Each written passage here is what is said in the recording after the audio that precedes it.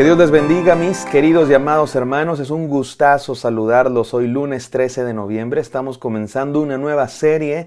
El día de hoy estamos iniciando semana y también comenzamos una nueva serie de devocionales. Esta serie se va a tratar acerca de un personaje bíblico que se llama Jonás, el profeta Jonás del Antiguo Testamento, y se va a llamar Las salvaciones del Señor. Este es el día 1 que se titula Un llamado extraño.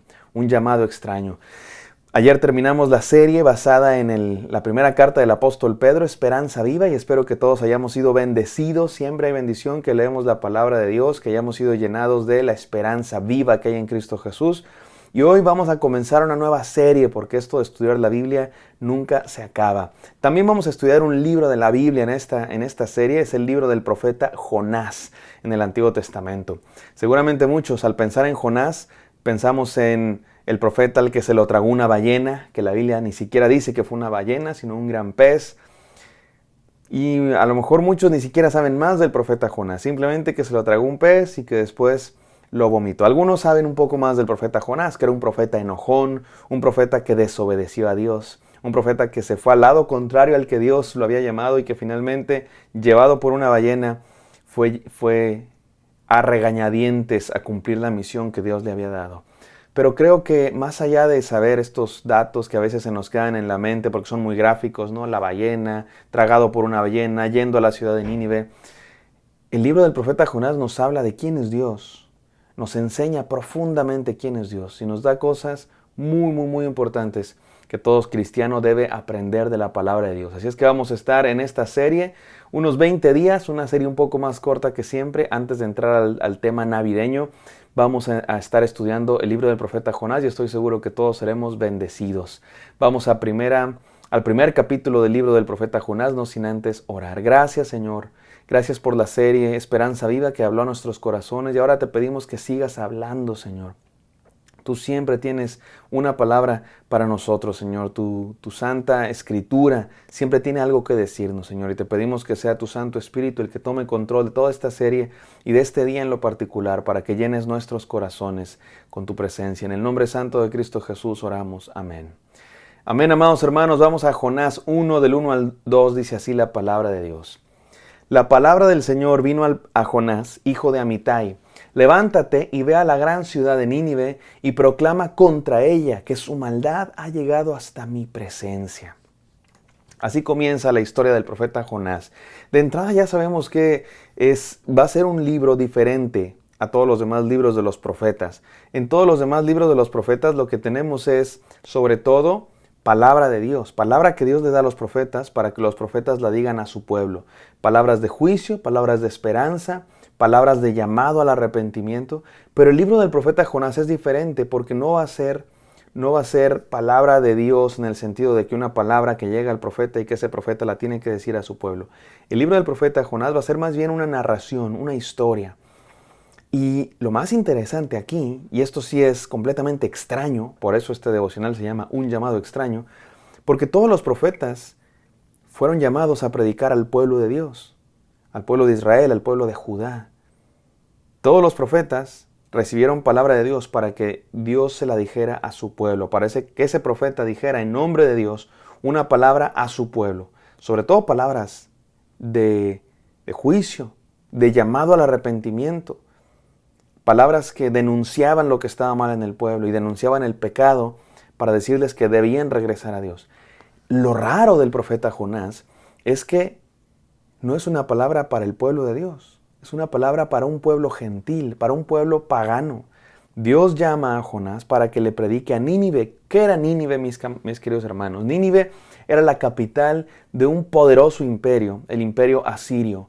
Y era un imperio pagano, un imperio completamente alejado de Dios, un imperio extremadamente violento. Los asirios eran conocidos por ser tremendamente violentos. No les digo todo lo que se dice en la historia, pero eran crueles, trataban con mucha crueldad, practicaban la tortura, les gustaba, se preciaban de asesinar a sus enemigos y dejar campos llenos de cadáveres y hacer cosas terribles a las mujeres, a los niños, a los jóvenes. Eran extremadamente violentos. Y su pecado había llegado a un nivel extremo. Por eso Dios manda esta palabra al profeta Jonás, para que les diga que su pecado ha llegado demasiado lejos. Pero no solo eso, el pueblo de Nínive, el pueblo de Asiria, y Nínive era la capital de ese imperio, eran los enemigos directos del pueblo de Dios. Los habían hecho tributarios porque eran un imperio muy poderoso y el pueblo de Dios era un reino pequeño.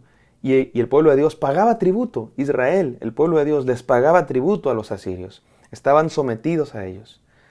Eran enemigos del pueblo de Dios. Y claro, el pueblo de Israel ya comenzaba a albergar cierto tipo de soberbia en sus corazones, sintiéndose el pueblo mejor de todo, más importante que todos, creyendo que el hecho de que Dios los había elegido significaba que eran superiores y que eran más importantes y que eran mejores. Y por supuesto, que un pueblo los tuviera sometidos significaba un duro golpe para su orgullo y los odiaban. El pueblo de Dios, muchos de ellos odiaban a los asirios. Por eso este es un llamado extraño. Dios manda una palabra para predicar a un pueblo gentil, no a su pueblo, sino a un pueblo pagano, extremadamente violento, enemigo del pueblo de Dios.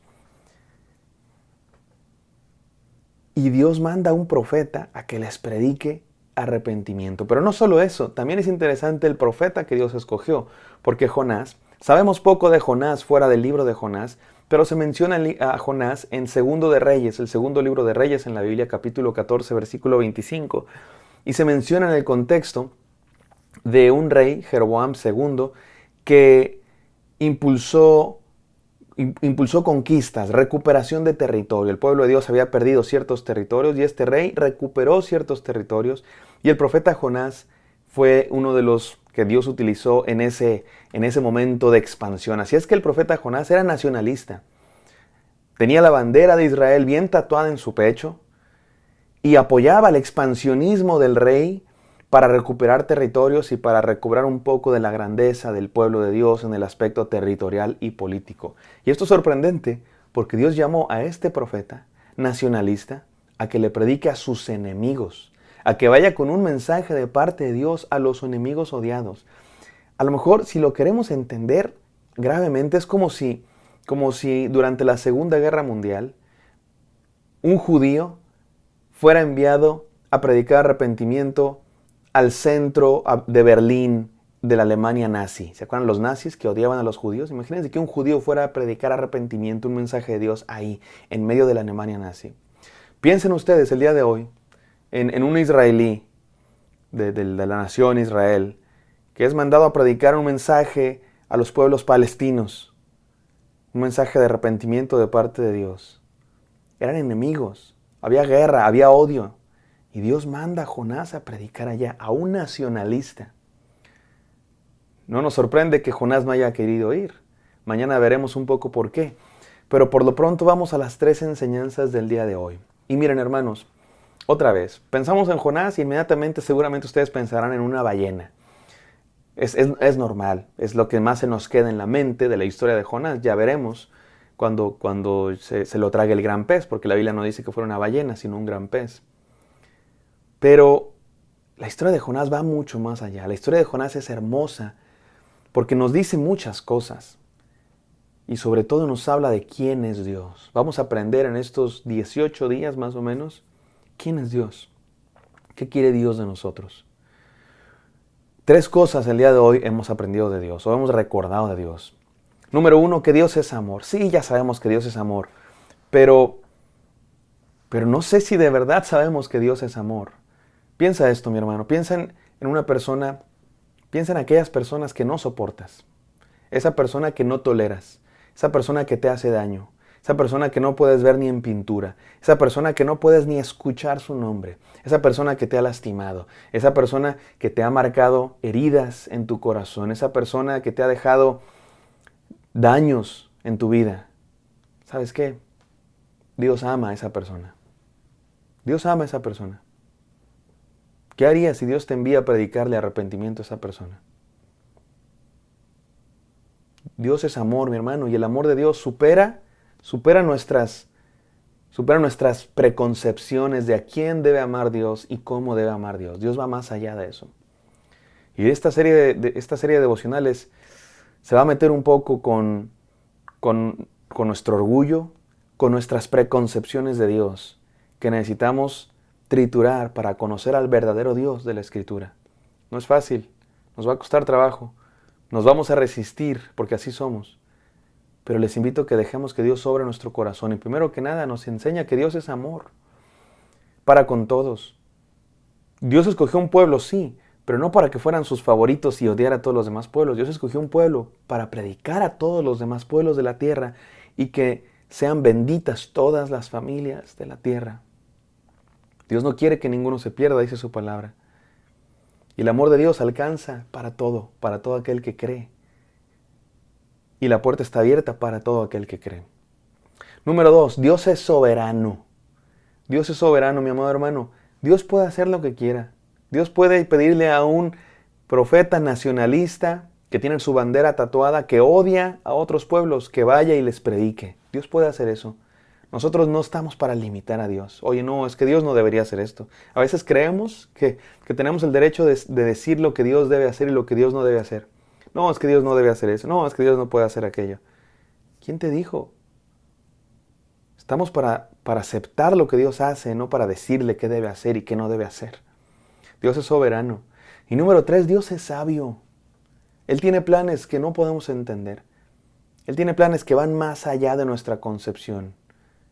Tenemos que ser humildes. Esta serie nos va a poner en nuestro lugar, nos va a poner los pies en la tierra, nos va a hacer humildes, más sabios, para entender que Dios es mucho más sabio, que no podemos saber todo lo que Dios está haciendo porque Él es mucho más sabio. Él sabe mejor que nosotros. Vamos a orar. Bendito Padre Celestial, te damos muchas gracias por esta nueva serie que estamos estudiando. Permítenos conocerte, Señor. Permítenos quitar todo prejuicio que tenemos sobre ti, sobre el mundo, sobre la palabra y conocerte mejor, Señor.